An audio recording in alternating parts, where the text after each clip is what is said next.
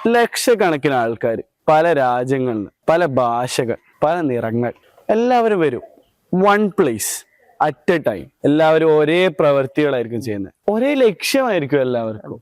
ഹജ്ജ് എന്ന് പറഞ്ഞാൽ it's literally a reset button for life. അതായത് ഒരു പുതിയ ജീവിതത്തിന്റെ തുടക്കം തന്നെ എന്ന് പറയാം. Welcome back to another episode of ദിലീസ് വേൾഡ് സ്കൂൾ ക്യാമ്പസ് പോഡ്കാസ്റ്റ്. അപ്പോൾ ഇന്നത്തെ എപ്പിസോഡിൽ നമ്മൾ ചർച്ച ചെയ്യാൻ പോകുന്ന ജസ്റ്റ് ഒരു റിലീജിയസ് റിച്വലിനെ കുറിച്ച് മാത്രമല്ല, എന്നാൽ അത് ഗ്ലോബൽ ഇമോഷൻസും ഗ്ലോബൽ ഹാർട്ട്സും കണക്ട് ചെയ്യുന്നു, സാക്രിഫൈസും യൂണിറ്റിയും വഴി കണക്ട് ചെയ്യുന്നു. ശരിയാ, എക്സാക്ട്ലി പറഞ്ഞ. ഹജ്ജ് എന്ന് കേട്ടാൽ പലരുടെയും മനസ്സിൽ എന്താദ്യം വരിക? പിലിഗ്രിമേജ് ആണ്. യാ, ബട്ട് ഇതിൻ്റെ ബിഹൈൻഡിൽ പറയുന്നതാണെങ്കിൽ ഒരു പവർഫുൾ മെസ്സേജും പവർഫുൾ ഹിസ്റ്ററി തന്നെ ഉണ്ടെന്ന് പറയാം. എന്തിന് കരയിപ്പിക്കാൻ പറ്റിയ ഇമോഷൻസ് ഉണ്ട്.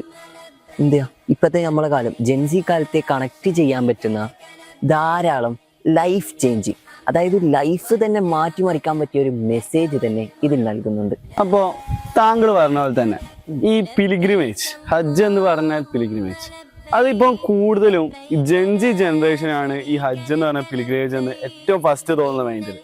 പക്ഷെ അവരൊന്നും ആലോചിക്കാത്തൊരു കാര്യമുണ്ട്. ഹജ്ജിന്റെ ചിന്തകൾ, ഹജ്ജിന്റെ മാനവികത, എന്തിന് ഈ ഇതിന്റെ ചിന്തകൾ പോലും ആലോചിക്കുന്നത്. ഹജ്ജ് എന്ന് വെച്ചാൽ എല്ലാവരും എന്താ വിചാരിക്കുന്നത്? ഹജ്ജ് ഈസ് ഒരു ട്രാവൽ പാക്കേജ് മാത്രമല്ല ശരിക്കും പറഞ്ഞാൽ. ഹജ്ജ് എന്ന് പറഞ്ഞാൽ it's literally a reset button for life. അതായത് ഒരു പുതിയ ജീവിതത്തിന്റെ തുടക്കം തന്നെ എന്ന് പറയാം.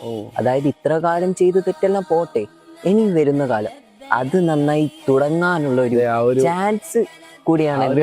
എല്ലാ കുറ്റങ്ങളും പോയി പുറത്തു. ജസ്റ്റ് ഒരു നിമിഷത്തേക്ക് എല്ലാവരും ഒന്ന് കണ്ണും പൂട്ടി ആലോചിച്ച് നോക്കിയേ. ഒരേ ഒരു നിമിഷം ലക്ഷക്കണക്കിന് ആൾക്കാർ പല രാജ്യങ്ങളിൽ, പല ഭാഷകൾ, പല നിറങ്ങൾ, എല്ലാവരും വരും one place at A time. എന്തിനായിരിക്കും എല്ലാവരും ഈ one place at A time വരുന്നത്? എല്ലാവരും ഒരേ പ്രവൃത്തികളായിരിക്കും ചെയ്യുന്നത്, സെയിം ടൈം, ഒരേ ലക്ഷ്യമായിരിക്കും എല്ലാവർക്കും. And that's the absolute peak beauty of it എന്ന് തന്നെ പറയാം. അതായത് എത്ര ആൾ വന്നാലും ആടെ ഒരു സെലിബ്രിറ്റി പ്രിവിലേജോ അതായത് സ്റ്റാറ്റസോ ഒന്നും കൺസിഡേർഡ് അല്ല. കാരണം every one is on the same level, breathing the same prayer. അതായത് എല്ലാവരും ഒരേ ലക്ഷ്യത്തിനാണ് അവിടെ എത്തുന്നത്.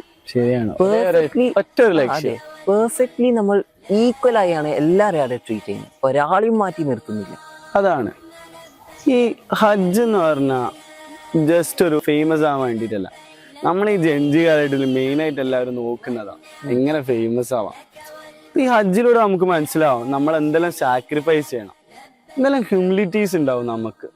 അല്ല ഈ ഹജ്ജിന്റെ ഒരു ഇതിലൂടെ നമുക്ക് മനസ്സിലാവും.